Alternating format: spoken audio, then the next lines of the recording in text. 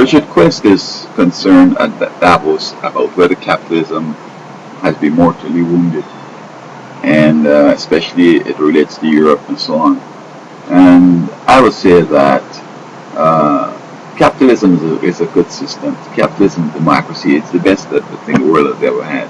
The Greeks are trying to say that democracy started in their country, um, and so on, but I think democracy is something that has been going on forever. I mean, I think after the Jews left theocracy, I think they had a democracy. And capitalism, uh, when can we say capitalism started? Maybe there were tenets and there were similarities way down, but a full-fledged what we have today started after the Middle Ages, started after the Christian Reformation, and so on. So that I'm assuming that capitalism and democracy are best functionable in religion when God is in there and so on. And I think that if we were not necessarily to make state-controlled religion, but folks to be kind of bring religion to the workplace and to the elections and to the Congress and so on, in which they treat people fairly. Those who don't have no ability shouldn't get near the money and things like that. I think that would make a difference. But so far we have now where people are prioritizing things, and there's a formula that you can get there with you're white and you know some people with money and you steal somebody's idea and you can make it and all that. And that I think would kill democracy. As a matter of fact, people who have ideas should be the ones that could bring it to market and to fruition. We should work around them, not take it and give it to somebody else, as some of these guys do. They're so big that any idea that is similar, you have to take it to them, and they're going to give you a couple of bucks, and they're going to take it and make all the money. I mean, if you don't do that, they can just kill it, come up with something close to it, and get all the bucks. But I think though that if somebody doesn't have original ideas, they shouldn't be able to make it. They shouldn't go anywhere. This is where we are today, and probably this is one of the problems that is leading to this malaise in democracy and capitalism, in which people are not operating, right. And so guys on Wall Street and all over the financial institutions with inside trading and the variety of different things they do to make a short run in it. Uh, it's like in the scriptures where there was this good Lord who gave talents to his servants and left them come back and checking up. You give one 4 talents, you give one 3, and you give one 1. No, a lot of people have 1. Now you hear this in the ground, which is similar to what these guys are doing, because they don't have no talent. They're not 3 or 4. They just got a thing, but they have an idea like, I want to be rich.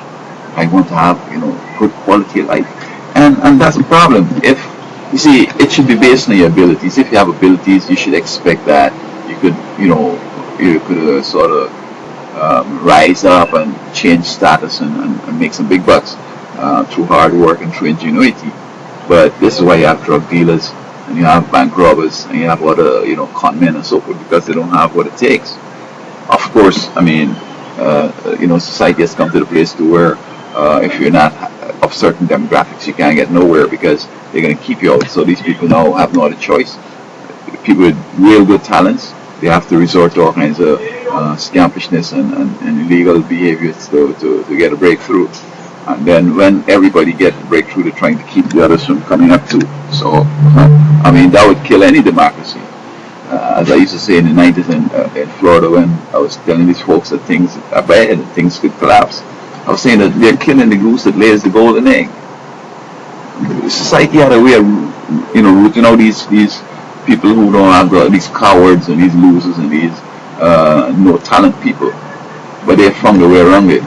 Get the police to protect them, get armed, shoot up the place, intimidate folks, coming up now with no snitch law and so forth. And so if we want this democracy, this capitalism thing to last somewhat more. And by the way, they're trying to recommend this around the world, to the Middle East and everywhere. No, this would work only with people who came out or who subscribed to the Christian Judea sort of philosophy way of life. The Bible basically. And so when Europe became secular, and folks now don't even want to talk with God, and they're talking in terms of, oh, my blonde hair, my tall, stature here, and my green blue eyes, I'm so gifted, I'm so super raced, and I'm so smart, and I got it done. And I mean, it's like God is the one. Just they can't come to a place and say it's God. I mean, some of them don't even care, but God is so secular and so voodoo-ish and so into the Halloween stuff and all that. That sort of necromancy thing that they really could never ever mention the God. And of course you can't slide away, because I mean the forces that they're working with, it's not the force that wants to see society progress and they be happy and to make money and to have a good life. That force wants chaos and destruction, death, disease, and all the stuff and worse that existed in the Middle Ages. So I'm saying that yes, democracy and capitalism are the best to date. I mean, communism died by itself. Socialism died by itself. Notwithstanding, some people still talking about the socialist revolution. I don't know what they're talking about, because it collapsed in its homeland. It collapsed where it was cradled, and so that was the clearest, as Reagan called it, the evil empire. That was a system that came straight out of the evil empire. But also the type of piracy that goes on and the type of undemocracy, that is also from an evil empire. So let us understand clearly what's happening and what we're doing, and resolve. It's not only reform on Wall Street, but we have to reform at home and everywhere, and we have to start doing the right things. And it's not right on what I believe in on the circumstances, this circumstantial sort of ethics thing. It's some principles that are sure. I mean, when you look at Latin America, they are so different, and the reason is that America has laws, and every day you get this the law, and you follow the law. But then again, you see a lot of people not following it, and they're getting rich, and they're saying, shucks, we should get rid of this law. But you have Latin America to watch. Do you want to become third world? And do you want Europe too? Do you want to become third world and become like had been? If you don't, you got to go back to the roots, go back to your Christian roots, and start following the 10 Commandments in business. Don't steal, don't come up with this kind of hostile takeover and con somebody out to the hard, ingenious activity. Don't start partnership with them, get them killed or get them, arrested for drugs or whatever, and take the whole hog and run away.